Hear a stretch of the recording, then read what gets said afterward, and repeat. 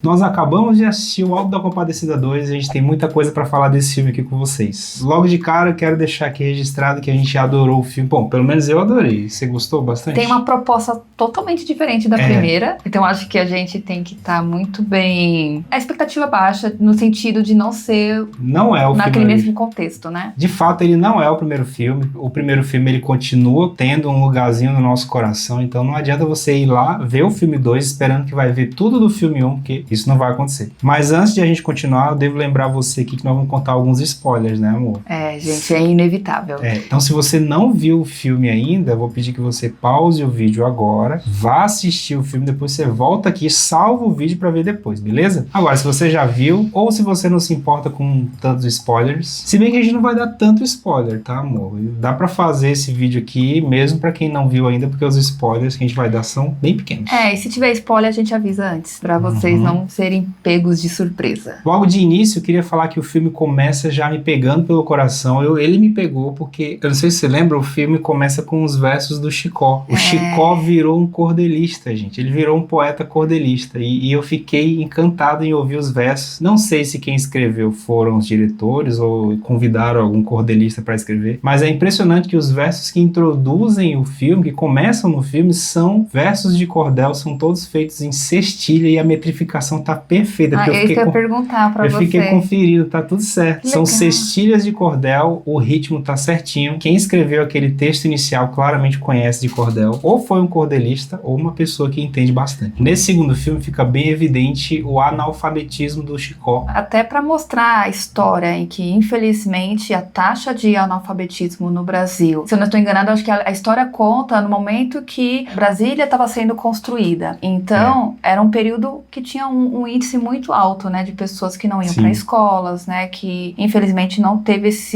essa oportunidade, né, essa oportunidade de estudar. Mesmo assim, isso não freou, né, o talento, o dom do Chicó nessa arte, né, de poesia, né, de cordel. Então, mesmo com a falta da escrita, ele fazia muito bem o trabalho dele, que era o poema. Eu encarei isso como uma homenagem para os cordelistas, né, porque o vídeo anterior que eu postei, se você não viu, eu revelo a origem da história. A história do Auto da Compadecida, ela vem do cordel. E eu vi isso como uma homenagem dos diretores para os cordelistas, porque eles conhecem a história a fundo, sabem da história do Ariano Suassuna, sabem como tudo nasceu.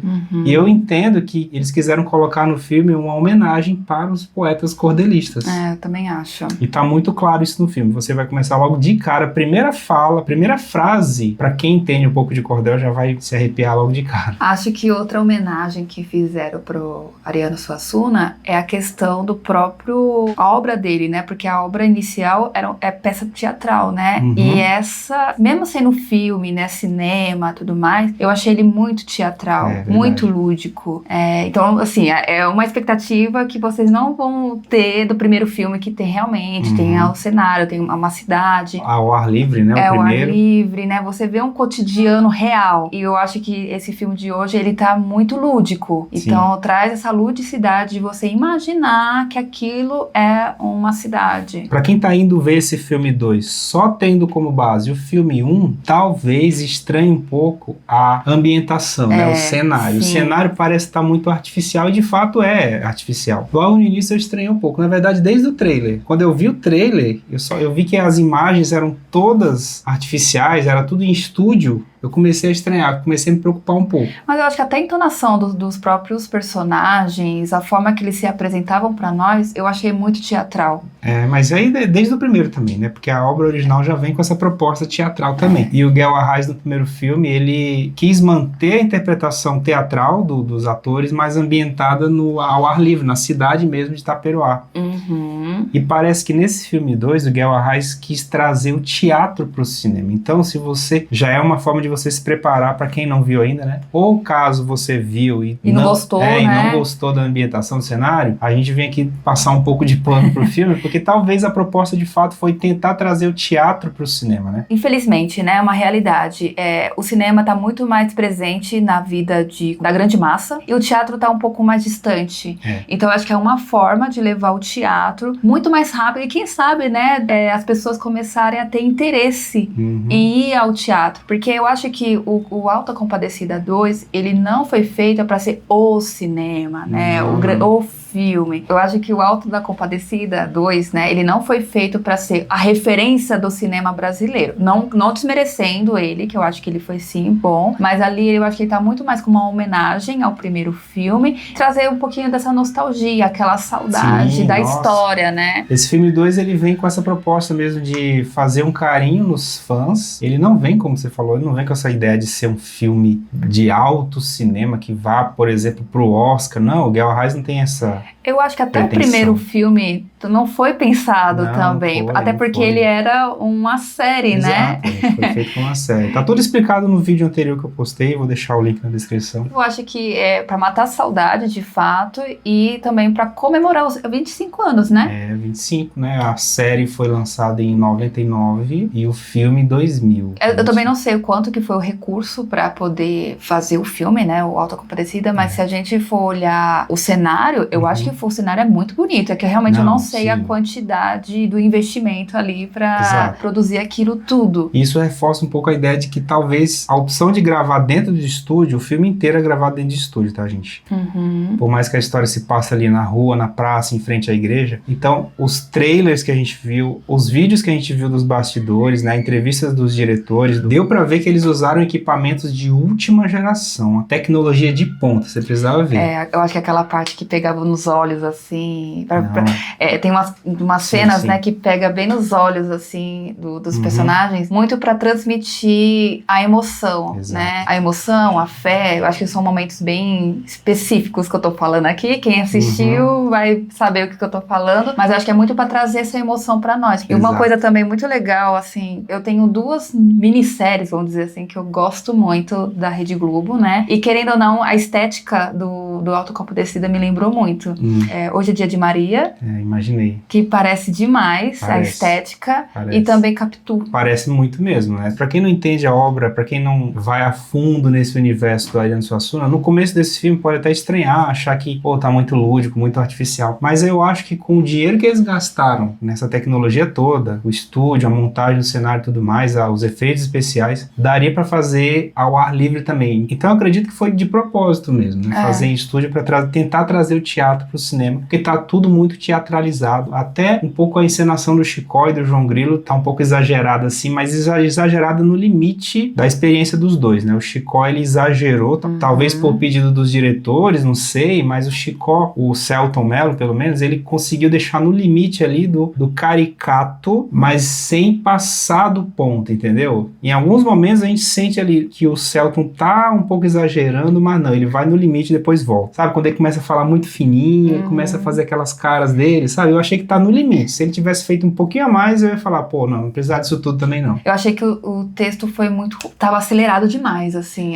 Eu acho que não deram tempo pra aquela história se desenvolvesse. Eu não sei se você sentiu isso. Senti, mas acho que é porque o texto não é do Ariano Suassuna, né? Eles pegaram o texto do Ariano Suassuna. Primeiro que o filme anterior, de 2000, já é uma adaptação. Certo. Então o Guel Arraes pegou aquele texto do Ariano Suassuna e já mexeu muito nele. Eu expliquei tudo isso no vídeo anterior. E agora o Guel Arraes escreveu um texto novo em cima de um texto que ele já tinha adaptado. Então isso aconteceu porque não é o Ariano Suassuna, ele é uma homenagem ao Ariano Suassuna, né? Teve a participação da família dele, o neto tá presente também, participando da história, do roteiro, não sei, mas o texto de fato aí é um ponto negativo, ele não chega nem perto do primeiro texto do primeiro filme, não chega nem perto. É um pouco da mesma coisa, há muitas repetições ali, inclusive tem cenas do primeiro filme exibidas, as cenas estão lá. O diálogo é idêntico. Então assim, é um texto novo, mas nem tanto, entendeu? A sensação que a gente tem é essa. E eu acho que esse texto novo, ele ficou um tanto quanto acelerado, como você falou, porque o Guel Arraes, ele quis homenagear um monte de coisa aqui. Ele quis homenagear o Ariano Suassuna, ele quis homenagear o teatro, ele quis homenagear o cordel, os poetas cordelistas.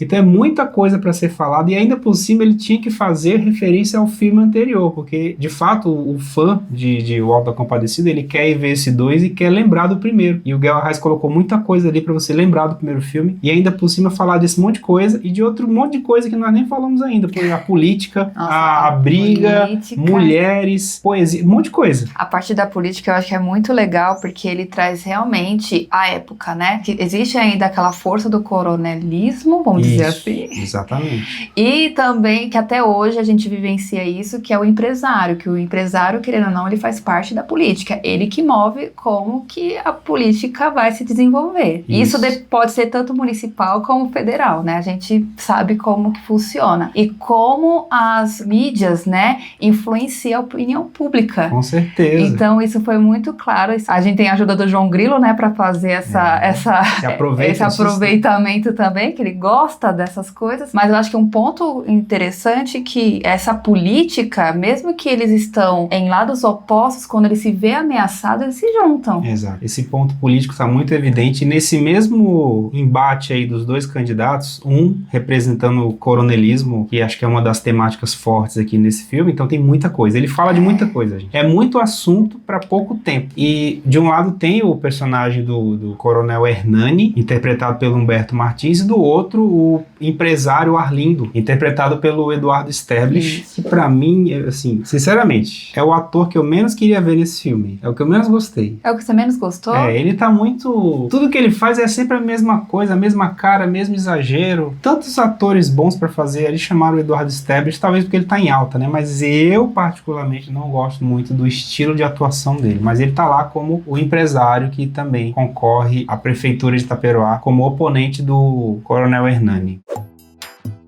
A partir do retorno dele a Itaperoá, porque ele retorna como uma lenda viva, você reparou? Ele se torna não um santo, né? Mas assim, é um milagre, né? A gente vê ali uma ressurreição. Então o Chicó trouxe muito isso para a comunidade, por né? meio para a do cordel. cidade. Então ele usou, porque eu acho que o Chicó é o único, né, que conseguiu vivenciar toda essa parte de ressurreição, né, dele. Sim. Então o Chicó aproveitou. Eu sinto que não foi um aproveitamento pensando 100% no lucro, até porque o Chicó, coitado, não tem nem eira nem beira, como diz.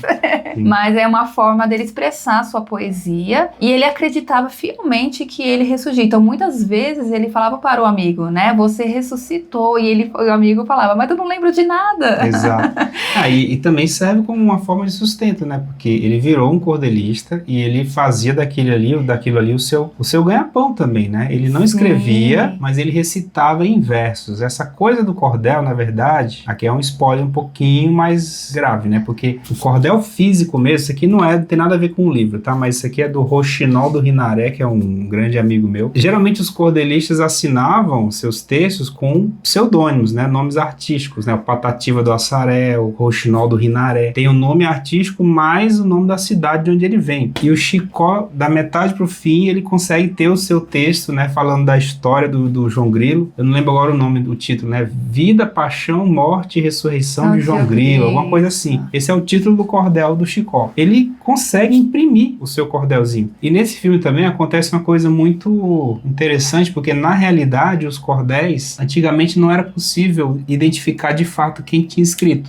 Isso eu pensei, que esse momento, né, que o Chicó percebe que está sendo roubado, né? Tem a questão do plágio lá, plágio. Que antes mesmo, né, quando a gente descobriu que ele não sabia escrever, ele não tinha nada, ele não escrevia, então ele só declamava os seus poemas. O que ele vendia, de fato, era lembrancinhas, né, imagens, exatamente, terços. Ele passava o chapéu também, as pessoas ouvindo a história lá. Então, assim, no momento que ele falava, né, falava o seu poema, ele passava o chapéu. Mas, assim, no momento que ele sentiu ameaçado, né, sentiu roubado, aí que ele teve a coragem, né, de falar, principalmente para sua esposa, Rosinha, que ele não sabia ler. E até por conta disso que teve um rompimento entre eles, porque a falta de comunicação. Sim, teve, exatamente. Isso aí explica por que os dois se separaram. A gente não vai revelar agora aqui, porque a gente tá dando spoiler, mas nem tanto, né? E voltando a essa questão da autoria dos cordéis, eu vou deixar aqui passando para vocês uma imagem de um cordel de verdade, chamado As Proezas de João Grilo, que foi escrito por uma pessoa, tá vendo? Porque esse cordel existe de verdade. Isso eu achei muito interessante, porque o João Grilo aparece nesse filme como uma lenda que ele é no cordel que a gente conhece no Nordeste. Como eu falei no vídeo anterior, o João Grilo é um personagem folclórico, não foi o Ariano Suassuna que criou o João Grilo. O João Grilo já existia na literatura de cordel desde muito antes do Ariano criar esse texto.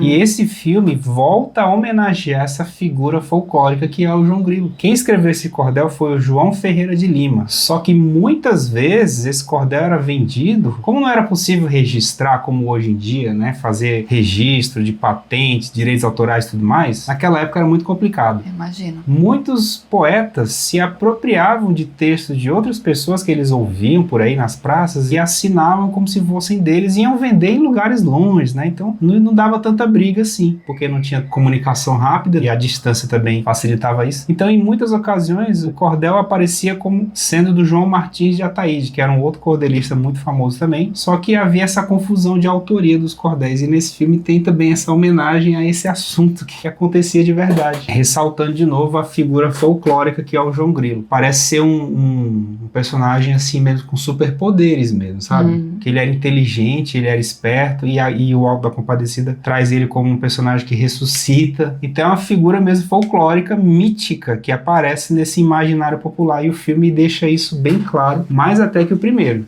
Esse deixa muito claro, até porque pessoas fazem novenas, né? Fazem romaria. Não é romaria, né? Eu falo romaria porque a gente tá relacionado a Maria, né? Fazer uma vigília, né? Fazer uma vigília em nome de João Grilo, porque ele vivenciou o milagre da ressurreição contada pelo Chicó. E essa religiosidade, ela já tá desde o início do filme, né? Você já vê que toda essa referência à religião, como é um alto, né? Todo alto tem que ter essa religiosidade forte. Mas você sentiu mais forte esse do que do primeiro? A religiosidade? Não, acho que no primeiro ainda tá mais. Você acha que tá mais? Eu sinto que tá mais, mas traz aquela questão da política, né? Porque tem muito assunto. Pouco. Muito assunto. No primeiro filme tinha muito assunto também, né? A corrupção, a questão do dinheiro, que o dinheiro de novo tá presente aqui nesse segundo filme. É que eu acho que o primeiro falava da corrupção dentro da igreja. Dentro da igreja.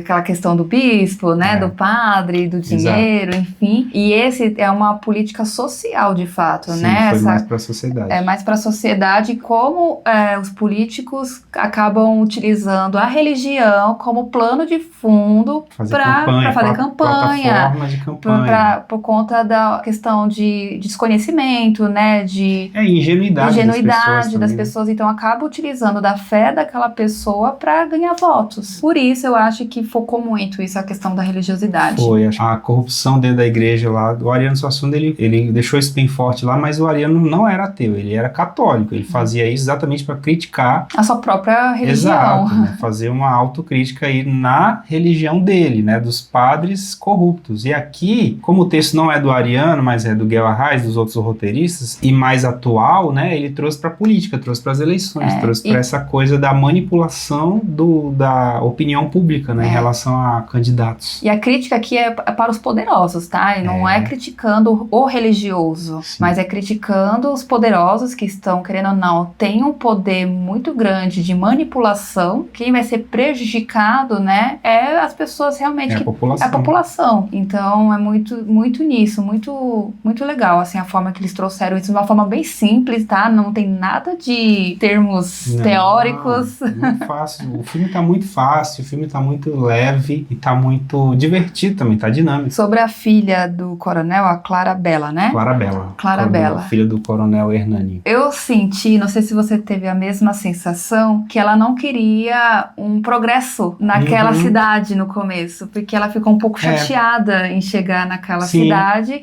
e ver que quando ela chegou lá não estava do mesmo jeito que ela saiu, que estava perdendo a característica, a originalidade. A identidade do sertão, né? Essa personagem eu achei assim um pouco confusa, que eu fui vendo, prestando atenção em muitas coisas, e nos personagens novos eu pouco prestei atenção. Mas será que não é a figura daquela pessoa que está fora daquele convívio, daquela cultura, e critica quando tem uma mudança? Vou dar um exemplo muito bobo, vai. Por exemplo, o próprio filme mostra lá que tem ônibus na cidade. Então... O filme se passa já na década de 70, né? O primeiro vai lá pra década de 30, por aí, esse agora é provavelmente 70. Assim, a cidade agora tem rádio. Vou dar um exemplo aqui. Ela ficou espantada porque quando ela chegou lá na cidade, tinha rádio, né? Tinha eletrodomésticos. E ela ficou, tipo, tá perdendo a originalidade, perdendo a identidade. Então dá a sensação que aquelas pessoas de fora, não, como se fosse um parque de diversão, que você quer pra aquele lugar e esteja no mesmo formato quando você foi da última vez, pra você brincar da forma que você quer brincar. E isso é muito claro quando ela tem aquela coisa com o pai.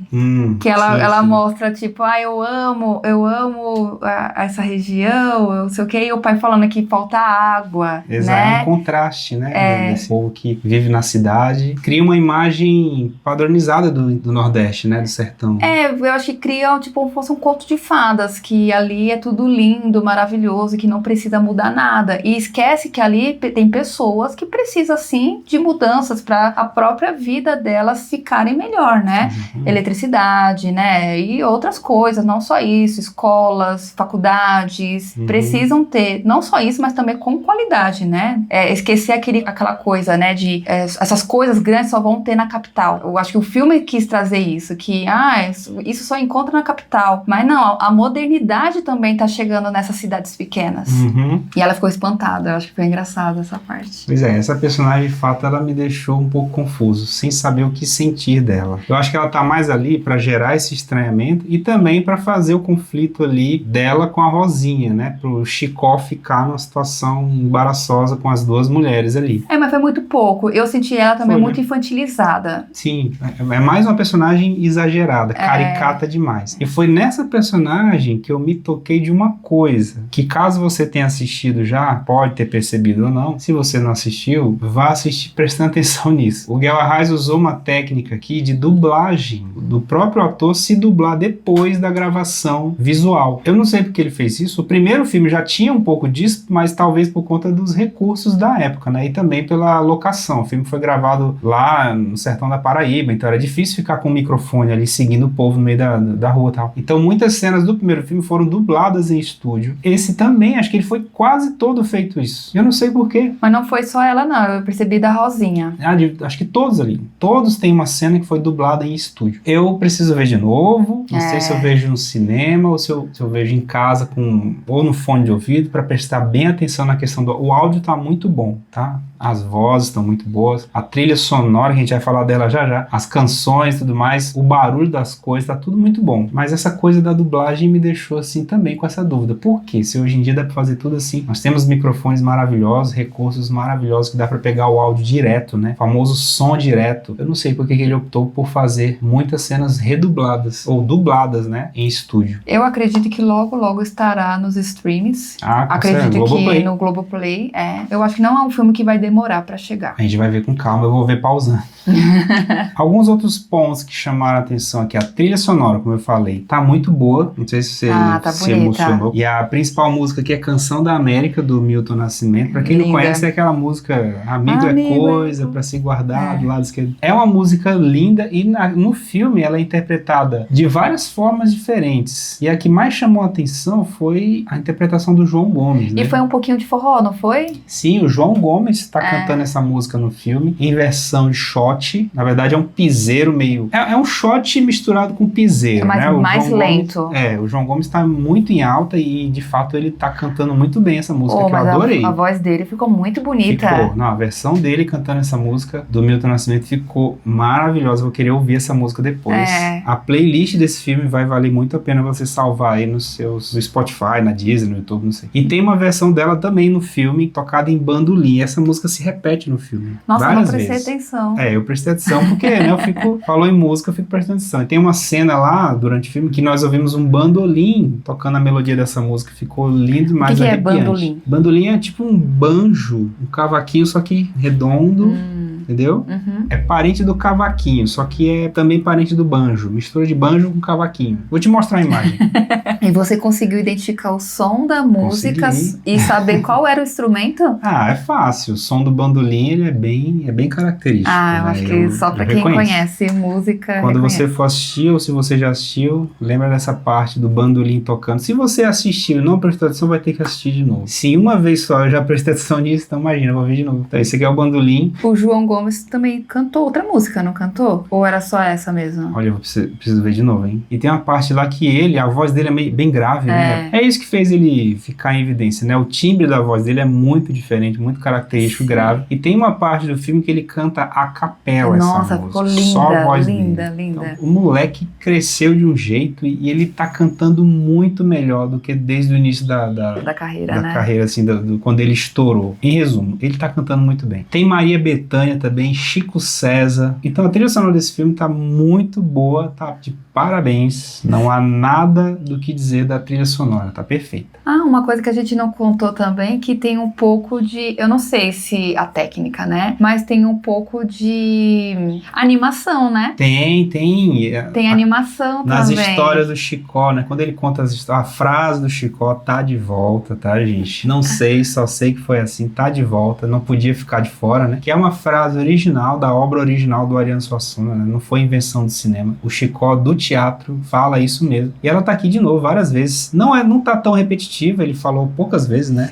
Acho que foi umas 3 vezes, acho no máximo. Acho que ele falou um pouquinho mais, umas 4 ou 5. 5. E tem uma outra pessoa, não vou falar, nós não podemos falar, mas nesse filme, um outro personagem ou uma outra personagem, não vou falar quem, fala essa frase também, porque no primeiro filme, né, fica bem claro que essa frase é do Chicó. O João Grilo, no primeiro filme, ele chega a falar essa frase, mas no tom de deboche. Eu já vi o primeiro filme tantas vezes que eu lembro. O João Grilo meio que debocha o Chicó das histórias dele, né? Quando a gente vai perguntar pra você só fica falando, não sei, só sei que foi assim, meio debochado. Nesse filme tem outro personagem que fala, se apropria dessa frase, sem o tom de deboche, e fala mesmo num contexto bem coerente e emocionante até, eu diria. Se você assistiu o filme e não entendeu quando o João Grilo falou a hora da Ave Maria, você sabe, né? Qual é a hora da Ave Maria? 6 da tarde, às 18 horas. E eu peguei a referência, né? Porque é uma referência só pra quem é nordestino mesmo do interior, vai pegar essa referência. Porque ele fala, eu não sei se eu explico, mas tem lá um contexto do João Grilo, que ele chega numa situação em que ele vai falar pra um monte de gente, e ele marca o horário com essas pessoas. Vai ser na hora da Ave Maria. Essa hora é 6 horas da tarde, que tradicionalmente é a hora que os sinos tocam, é a hora de rezar uma Ave Maria. Tem até uma música do Luiz Gonzaga que fala sobre isso, né? Ave Maria Sertaneja, o nome da música, né? Se você quiser ouvir, é só digitar no YouTube. Ave Maria Sertaneja. E em momento algum ele fala que são 18 horas, porque é pra deixar bem característico, né? Pros nordestinos. Só quem é raiz mesmo vai saber que hora é essa. Eu acredito que não é nem questão nordestina, eu acho que é questão de interior, sabe? Cidades distantes. Exatamente. Sertanejo, interiorano. Exatamente. Que tem essa característica, né? Que a igreja, querendo ou não, é o centro da cidade, é ali que marca o tempo, né? Isso. 2 frases do João Grilo que me marcaram bastante nesse filme, que eu gostei demais, até anotei aqui, ó. Que entra no contexto ali da briga do patrão dele, do coronel e do empresário, do Arlindo, né? A primeira frase é essa: se patrão pagasse bem funcionário, ele não era rico. Eu adorei essa frase. Parece que essa frase é original do filme, que eu nunca tinha ouvido falar nessa frase, então parece que é uma frase original do roteiro mesmo. Eu acho que sim. E a outra frase também do João Grilo, é dita num momento muito simbólico, eu não posso falar qual, é sobre as mentiras do João Grilo, né? Porque, olha, o João Grilo não mudou nada, ele continua do mesmo jeito, aprontando, mentindo, tentando se dar bem, e em um momento ele diz a seguinte frase, em relação à mentira do Chicó, porque o Chicó mente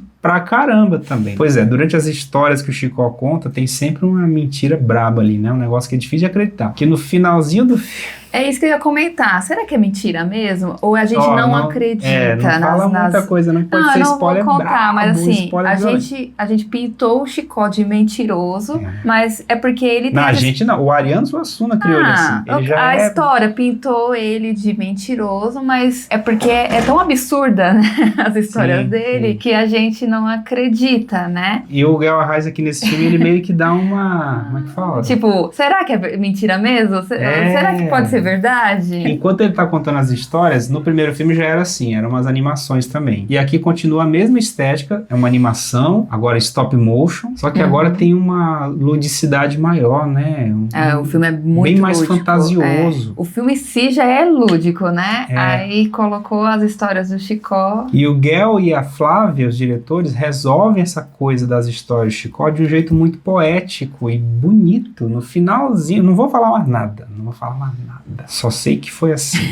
Pois é, os dois são mentirosos, o Chicó e o João Grilo, certo? As mentiras dos dois são mentiras, só que bem diferentes. E num determinado momento, essa mentira do Chicó é questionada e o João Grilo defende o amigo, né? Mas a mentira do Chicó ele chama de poesia. E de fato é isso, que a mentira do Chicó é poesia, porque são histórias, né? É arte. O que o Chicó faz é arte, ele conta a história. Esse momento eu achei muito bonito, me tocou, porque como poeta, como pessoa que gosta de literatura, de fato é isso. O que o Chicó faz é uma mentira artística, né? O São próprio os Ariano... causos, né? Os causos. É uma narrativa, é arte. Os causos é uma coisa bem mineira, né? É do sertão, do interior, sertão. de todo lugar do Brasil tem. A coisa dos causos, a história, a mentira ali. Não é uma mentira, né? Aquela É uma história. E o barato é esse, você se diverte, né? Você se diverte com aquela história. E o Ariano Suassuna, ele fala isso em várias palestras que ele dá por aí, que ele deu por aí na época, que o Chicó, ele foi criado mesmo pensando nessas pessoas que gostam de contar história, né? E tem um vídeo específico no YouTube que ele fala que gosta do mentiroso desse tipo, do mentiroso que mente pra divertir os outros, entendeu? É um contador que faz você acreditar na história Exato. dele, trazer emoção, né, na história. Exatamente. E aí acaba sendo taxado de mentiroso. Uma coisa que eu de fato não gostei foi o retorno da Rosinha. Ela meio que retornou de uma forma muito brusca, muito rápida, aleatória, que pareceu até um sonho. Porque foi tudo muito fácil ali. Esse momento do roteiro me deixou um pouco assim, caramba. É que foi corrido, como a gente falou, né? Foi muito corrido. Não deu tempo pra eles se entenderem, já foi logo pro romance. Não deu em nada a coisa do triângulo amoroso da mulher. Então não deu em nada. Eu achei que ia ter mais história entre os três ali. Eu achava que esse triângulo amoroso ia desenrolar mais. Mas eu gostei dessa questão dela ser mais autônoma, dela... Porque eu não sei se lá no primeiro filme tinha isso, dela querer explorar mais o Brasil, de conhecer o mundo. A Rosinha? Não, ela mora em Recife e ela decide voltar para Taperoá para ficar um tempo aqui, né? Entendi. Aqui não, na cidade dela. Porque ela perdeu totalmente aqueles traços de mocinha donzela, né? De menininha, né? Ela tá um mulherão. E aí, muita gente pode achar ruim, mas a gente tem que entender também que se passaram 20 anos. Então, aquela menininha cresceu, ela já tá uma mulher madura, né? Uma mulher que não depende mais do pai, porque lembrando que ela era filha do coronel. Exato. Então, o pai dela não interfere mais na vida dela, então ela se empoderou. Ela realmente é dona de si mesma e... E ela surge com uma profissão bem específica também, que eu não vou falar qual. E tem um recado ali também, né? Essa coisa do empoderamento feminino também tá ali. É mais um assunto que ele traz pro filme. Tô falando mas muito muito singelo, assim, é só... Eu acho que, assim, trouxe muitos elementos e eu acho que é por isso que ficou corrido. Outras coisinhas rápidas aqui antes da gente acabar o vídeo a musiquinha famosa da gaita agora tem letra. Você reparou? Não. Tem letra agora, gente.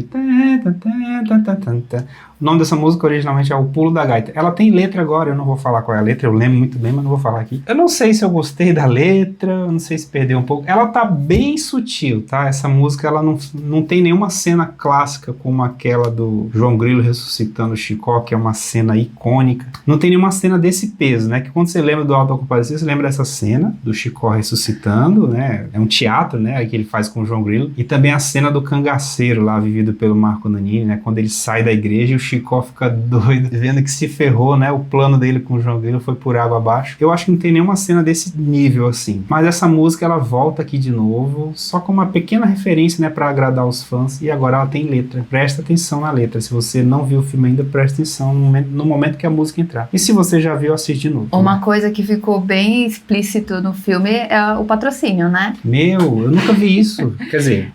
já vi, já tem, né? Tem filme que faz isso, né? Eu acho que a Brahma, tá, gente? Pra quem não sabe, a Brahma tá patrocinando. O Merchan passou do ponto, eu acho. Tá escancarado, né? Tá demais. Não, eu também me incomodou um pouco. Eu acho que... Eu não sei por que isso aconteceu. Qual foi a ideia? Acho que foi uma cláusula lá do contrato. Tipo, minha cerveja tem que aparecer aqui várias vezes. Eu não entendi também. Me incomodou um pouco, tá? É um patrocínio de uma marca de cerveja aí. Então eu não sei por que isso aconteceu, mas tá lá. Se você já viu, você e não sabe é só uma vez, tá, gente? Tem uma outra referência aqui também, que eu não sei se foi de propósito, você lembrou na hora lá, que é em relação ao livro A Cabeça do Santo, da Socorro Acioli. Tá, cadê o livro? Eu não sei se foi de propósito, mas esse livro aqui eu já li adorei. E a gente viu uma certa referência desse livro lá. Bem sutil. Bem sutil. Não sei se foi de propósito, pode ter sido mera coincidência, mas tem lá um pouquinho. Quem leu esse livro sabe o que eu tô falando. E ela prometeu que vai ler. Eu vou ler esse livro. Esse livro é sensacional, a mistura de O Alto da Compadecida com Bacurau. E uma última referência aqui que eu prestei atenção também, das que eu consegui pegar, deve ter muito mais, preciso ver de novo, é que ele traz de volta alguns versos de um cordel que inspirou a história original lá atrás, que é o cordel, aqui ó, só vou verificar aqui o nome do cordel, é o Castigo da Soberba, se eu não me engano, é isso mesmo, o Castigo da Soberba. Esse aqui tá no vídeo anterior que eu falei explicando sobre o Alto da Compadecida. Lembra dessa frase? Sim. Lá vem a compadecida, mulher em tudo se mete. E no filme 2 ela volta de novo. A cena final nós não vamos falar, mas ó... tem uma coisa pra falar da cena final. Então fala pra gente. Eu não sei, eu não sei se é curioso. Muito spoiler, aí você vê, você corta, tá? Tá bom, fala. Não, eu acho que é legal porque quando ele chama a Nossa Senhora pra ser advogada dele, antes de aparecer a Thaís Araújo, né, que interpreta a Nossa Senhora... Você já sabe que é a Thaís Araújo, isso não é spoiler, né? Você já sabe que é ela. Aparece várias imagens de Nossa Senhora. Verdade. Teve também uma homenagem pra Fernanda Montenegro, ela né? apareceu como uma das imagens. Com uma das imagens. E eu tenho uma sensação, então ajudem aí, por favor, que eu acho que a Thaís Araújo fez uma troca de figurino. Ela fez uma troca de figurino. Muito, sim. Eu acho que pra representar essa questão, trazer esse elemento do teatro, essa coisa de troca de roupa. A primeira roupa que ela usou, pra mim, não sei porquê, mas me trouxe muito essa questão de Iemanjá. É verdade. Depois que ela veio com a coroa, porque não sei se você se recorda que ela tava com conchas assim na roupa. Parecia roupa de rede de pesca. Essa foi a minha interpretação, tá? Porque como o catolicismo tá muito forte na obra, né, de Ariano Suassuna, foi uma forma de também trazer elementos, né, de outras religiões de afro-brasileiras, né? Eu não sei, não vi lugar nenhum falando sobre isso. Não, mas você tem razão, eu concordo. E aí o Guel Arraes deve ter feito isso para ressaltar esse sincretismo religioso entre catolicismo e candomblé, umbanda, etc. Não, você tem razão. Eu acho. Eu preciso ver mais vezes. Porque foi muito sutil, tá? Essa troca foi muito rápido. Exatamente. E a gente precisa ver, inclusive, mais uma vez, para saber se tem cena pós-crédito. A gente, infelizmente, estava muito tarde, né, na hora que acabou o filme. Quem já assistiu e ficou até o final, comenta aqui, deixa aqui nos comentários se tem cena pós-crédito ou não, para ajudar os outros, se vão ficar até o final. A gente tava morrendo de fome, a gente saiu, acabou, ficamos lá um pouquinho pra ver se tinha alguma coisa e depois saímos. Então, mais um motivo da gente ver de novo, pra conferir todos esses pontos que a gente viu aqui, anotar, pausar com mais calma e também conferir se tem cena pós-crédito. E vamos assistir porque é filme brasileiro, gente. É muito mais pra saudar algo gostoso, né, que foi o Alto da Compadecida. Eu acho que o filme é muito bom, eu acho que traz elementos muito bonitos. E ele é um filme simples, eu acho que se for pra comentar ele é um filme simples. É um filme feito pro brasileiro, né? O filme esse filme não foi feito pra Cannes, pro Oscar, pro Globo de Ouro, não. Esse filme foi feito para nós, pros brasileiros. Como o próprio Ariano já falou, né? A obra dele, ele escreve para o brasileiro. Ele não se preocupa se vai ser adaptada pro inglês, se vai sair do Brasil. Não, ele escreve pro povo dele. E o Guel Arraes, ele respeitou isso no primeiro filme. Ele, junto com a Flávia, estão respeitando isso de novo nesse segundo filme. Então, eles fizeram para o Brasil, para o brasileiro. Tem coisa ali pra gente. Então vale a pena a gente ver porque é uma homenagem ao povo brasileiro e há muitas coisas envolvidas nessa história. Então, espero que vocês tenham gostado desse filme, desse vídeo que a gente fez aqui, meio corrido para tentar lançar na época da estreia do filme, no fim de semana de estreia. Se você gostaria de acrescentar em alguma coisa, deixa aqui nos comentários. Que mais? Clica no gostei, se inscreve no canal e aí, meu amor? É isso, gente. É isso? Vão ao cinema, assistam filme brasileiro. Isso, apreciem o cinema nacional e a gente se vê na próxima, então, até mais.